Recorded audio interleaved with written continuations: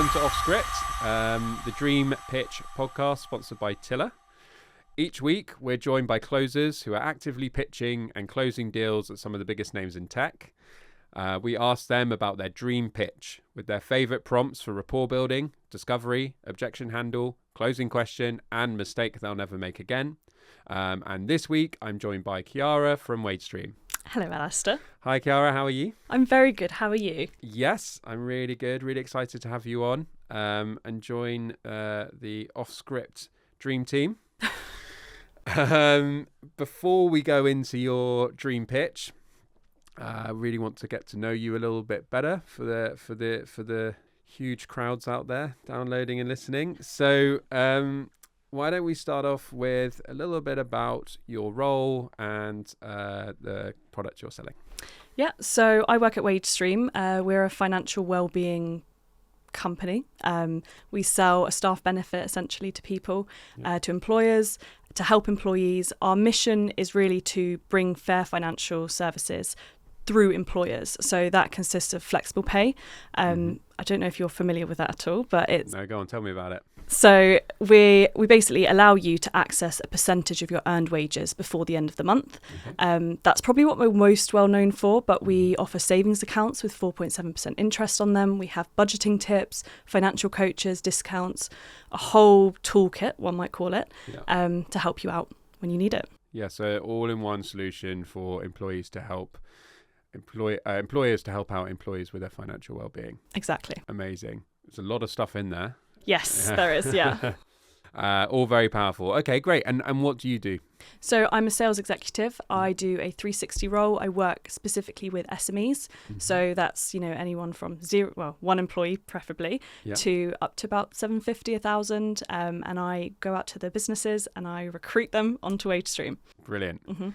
Okay, and how do you get your leads? A lot of cold calling, a lot of inbound. What are you dealing with mainly? A real mix. So we're on inbound and outbound. We do a bit of everything: cold calling, cold emailing, warm leads, which is great. Sometimes we've got lots of partners, so we get leads through them. But I would say predominantly outbounding is where our strength is. Yeah, nice, good. Well done. That's good to hear. Okay, and then in terms of who you're selling to, what industries and who are the buyers that your buyer personas you're selling to? So there is any industry. It works specifically well for hospitality. I think that's probably the most powerful. Just due to the nature of the work, it's really flexible. If you work flexible hours, you want to have flexible benefits that match you as well. We work with, construction workers, anywhere from cleaners to the waiters. We work with doctors and nurses in the NHS. It's really a whole range of people. So salaried, shift workers, everyone. I mainly deal with HR directors, finance directors as well. Obviously, sometimes CEOs with SMEs. Sometimes a CEO is also in the kitchen chopping onions. So there's really a mix, which is great, Yeah, amazing. Yeah, really diverse. And what do you? Who do you prefer, the big ones or the smaller ones? I would say the big ones because it's probably the names you recognise, but at the same time, I really enjoy working with those 50, to 100 employees because you can see the benefits firsthand. They know their staff really well. They know that's going to help Jane, with her budgeting. So that's really powerful to know that I've, helped someone like that. Yeah, that's cool. I love that. Every company I've worked at, the bit I've loved is the little stories you get of how you've helped someone out. They're always really powerful. Great. Okay. And so, this is your first sales role? Yes, yeah. Great. So how long have you been doing it for? Just a year, not even a year actually. 2 weeks off a year. So a year probably by the time this How will you comes out. Celebrate your 1 year anniversary? Just glad I made it through, to be honest. Glad I haven't been fired. But no, I don't know. I'm really happy to be there. Great. Okay. And when you 50 weeks ago, or probably the month before that, when you were trying to decide what you wanted to do, what made you apply for the role? Was it sales? Was it the company? A bit of both? So it was, I think, the company, because I did actually used to work as a waitress a couple of years ago. So I actually used to use Wagestream there myself. Okay. Cool. So I did, I knew how useful it was. And I just thought, you know what, I don't know if I can sell anything, but I know I can sell something I believe in. Okay, yeah. Because I remember speaking to my colleagues and being like, oh, do you have the app? Like, it's really good. You know, you can save directly from your payslip, blah, blah, blah. Yeah. So that was really handy. And yeah, that's probably... Yeah, why? And I'm assuming you told that story during the interview and they probably hired you on the spot as a result. Yeah, Alex, he was very happy. I remember him writing it down and I was thinking, okay, I'm glad I mentioned it. But yeah. That's a really good tip for anyone applying for a role. If you can use the product beforehand, it always makes you stand out. Always helps, I think, when you can bring that to life. Cool. Okay. So in your first year, who's been your mentor? Who's been someone that's guided you through that first 50 weeks? So obviously, my manager would be a big one. Alex. I don't know. Trying to get a pay rise. Well, I don't know if I'm allowed to mention names, but yeah. Alex. He sort of took me from nothing. You know, I didn't really know anything, and he's really hopefully shaped me into something that I can sell. Yeah. I think he's got this like book, and he's got a bunch of quotes on there. Right, that's his like sales guide. I don't know if you know, I don't know if you would know about it, but my favorite one on there is impress the no's. So I think a lot of salespeople say, you know, don't take no for an answer, which I guess I can get it, but at the same time, if someone said no and they've got a really good reason for it, you should impress them and say, okay, completely understand it's not for you, because they will always come back.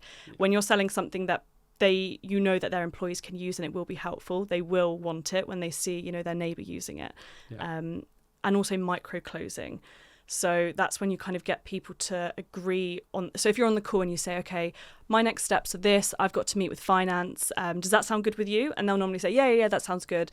And it's just those little nudges to get them to agree with you. And then eventually you're sort of herding them in the right direction. And then, you know, when you say, okay, so we're going to sign up, and they'll say, yeah. And you've kind of gotten them into the habit, which is. Brilliant. 2 amazing bits of advice. And I think impress the nose is a really, really great reason that selling where you're selling is exciting, because you believe in the product and you know that it's going to be right for them. It's just about taking them on that journey and getting them to buy from you in that scenario, right? I think that's the really good thing about sales teams that develop over time, is that as a seller, you don't have to be so transactional, because you know you're going to build a career there, and you know that I'll get that person in 6 months or 9 months time if I just play the cards in the right way. So impressing them really helps. No point in burning bridges. Nice. Good. Okay, good. Well, we know a little bit more about you, but now what we want to do is go on to your dream pitch and go through your rapport, discovery, objection handle, close, question, and mistake you'll never make again on the pitch. So what I think is really interesting from what you sell is, obviously you're going after 2 quite different demographics in HR. From a point of view of an HR's person's job is to invest in people, make sure people are happy and productive and loyal to the company. And then you've got the CFO on the other hand, who has also got to do those things, but also has to balance the books at the end of the day as well, and will be very different sell to the HR manager. So let's start with your favorite rapport building question. So it depends on what the industry is. So if it was a hospitality business, chances are I will have been there, especially if it's in London. I like to go to the places that I'm selling to. So I'll always say, oh, you know, I tried that, you know, chocolate croissant. It was amazing. And it sort of breaks down the walls there. But I think if I had to do a generic one, it would be seasonal. So right at the minute right now I'm saying, oh, you know what, it's getting so dark outside, isn't it? And people love to talk about the weather, and they love to talk about it getting darker and it being miserable. So I'll always bring that up. In the summer it was holidays, you know, oh, I've just come back from where and so, have you been on any holidays? They sort of love to talk about themselves, and it's a really good way to break the ice and it not to feel too like transactional. Yeah, I totally agree. I really love to open the holiday one over the summer is always great, because especially if you've been to where they've been, and you can have a little chat about it for a while.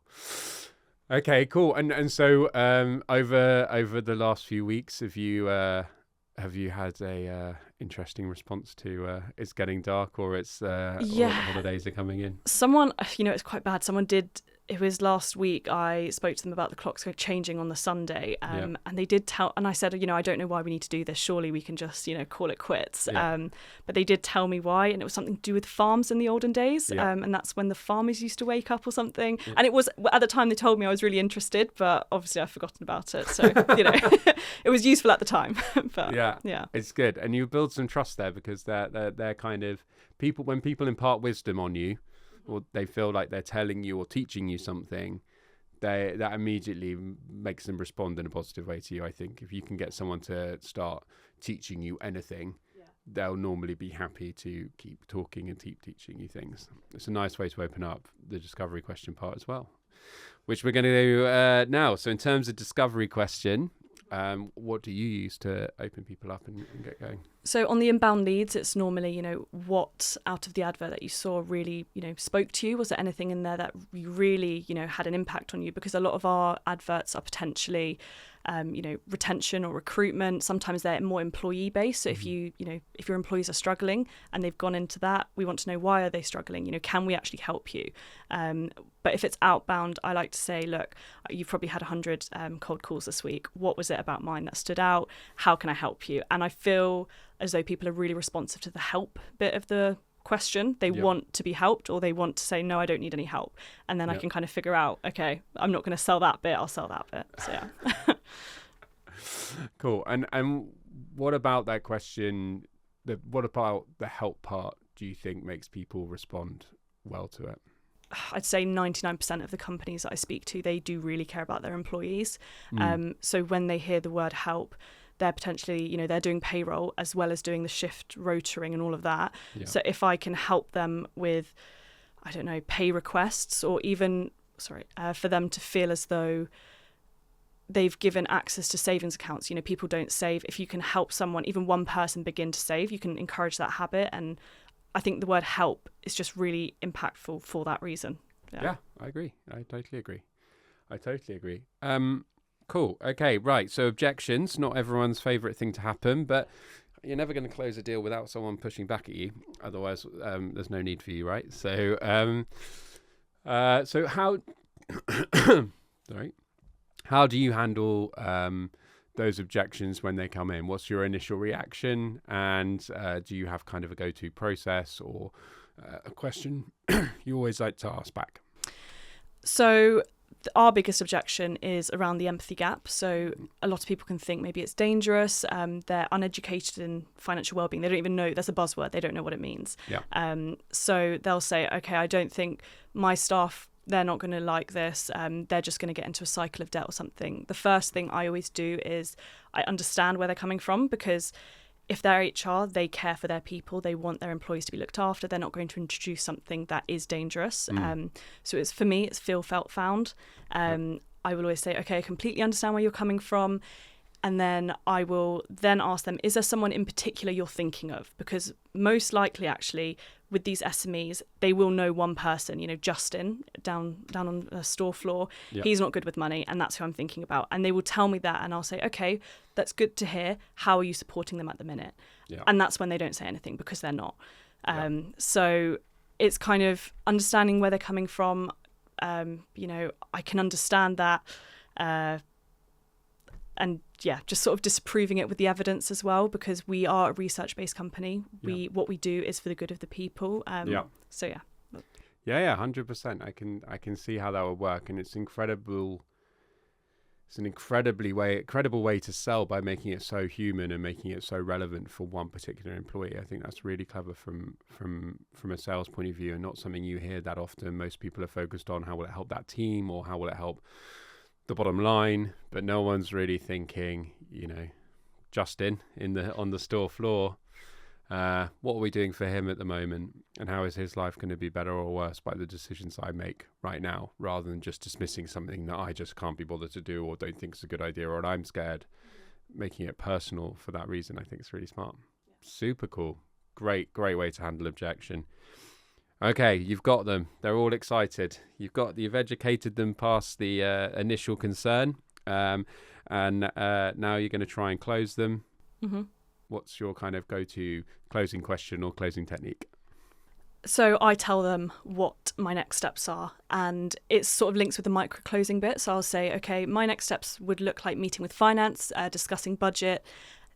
I guess, does that work for you? I'll say, I'm guessing this is relevant for you guys. And they will always say, yeah, okay. And if I can get the sense that they may be unsure, I will sort of think about, okay, why are they unsure? There's something they haven't engaged with. And I will go back to it and say, I don't know if I actually mentioned retention, but it's actually it's a really good tool to help, with recruitment as well. Yeah. Then I bring in those things. But I think the main thing really is just like herding them into that little bit. So you kind of say, these are my next steps. This is what I'm going to do. Does that work for you? And they'll just say, yes, hopefully. And if they say no, you know why. Yes. It's great because it's almost the assumptive close, but not, right, shall I go ahead and send you a contract, which is a beautifully 90s approach to a close. But you're getting that journey to say yes, you're making them think about their next steps and what they'll need to do, and you're getting them to that kind of positive place. And you can do that with a room of people and just one person as well. So that makes a really big impact. When's the last time someone said no to you, and did you panic and put the phone down? What did you do? As in on a pitch, or yeah, on a pitch? Have you obviously a lot of the times you'll get yes, but when you're going through the next steps, you get a no for people that were going to pick up this technique and try it themselves. Yes is beautiful. Yeah. When they go, we're not sure, no. How do you step back from that, and what's your next move? I think the biggest thing is to ask them why. So you say, okay, thanks for letting me know. Is there a reason for this? Yeah. Sometimes people can be more reserved, but I think if you can push them gently, don't be aggressive about it. Just try to understand where they're coming from. Sometimes I like to assume things. I'll be like, oh yeah, no, of course, we're nearing the end of the week. You probably don't, can't look into your calendar. Things like that. And then they'll actually tell you the real reason. That's what I found anyway. I don't know if it's, No, I think it's a great bit of advice. And the reason the question is there a reason, is great because you're not making it personal. You're just trying to uncover that. And I think that's really strong. I also like to say, is it cheeky of me to ask? Because I think a bit of cheekiness can get you quite far. So, yeah. Excellent. Another great technique. Yeah, playing into your personality is super important when you're closing a deal. Okay, cool. And last one, mistake you'll never make again on a pitch. So what's a big problem that's happened for you on a pitch that you can advise everyone not to fall into the same trap? So this is probably something that haunts me that I should let go of, but it will probably haunt me for the rest of my career. I was on a call with someone. It was an HR director. She was lovely. She was really bought into the mission. She brought along finance, who was less so bought in. I really tried hard to persuade him. I don't think he got it. I don't think he wanted to. So it was. I was on the call. I was aware that it wasn't going to, end well. And then at the end of the call, I said, as I always do, it was so lovely to meet you. So happy to have had this time to explain things to you. And before he hung up the call, he said, I don't think it was that lovely. So oh my God. That was quite brutal. And I just remember being there on my laptop, so like rude, horrible. Yeah. So that was probably my worst mistake on that call would have just been, I was trying to convince him in ways that I try to convince everyone, but I should have taken a different approach. I think I was still in the HR, helping people mindset. I should have focused on different strengths. Yeah, so focus on the numbers. Yeah, the CFO. Exactly. It sounds very stereotypical, but it's very true. There we go. Kiarra, thank you so much for sharing all of that with me. Good luck on your 1 year anniversary. Thank you. I'm sure your team members will do something to celebrate with you. We'll see. We'll see. Come on, you can get them going. And thank you very much for sharing us your dream script. Thank you very much for having me. It was a pleasure.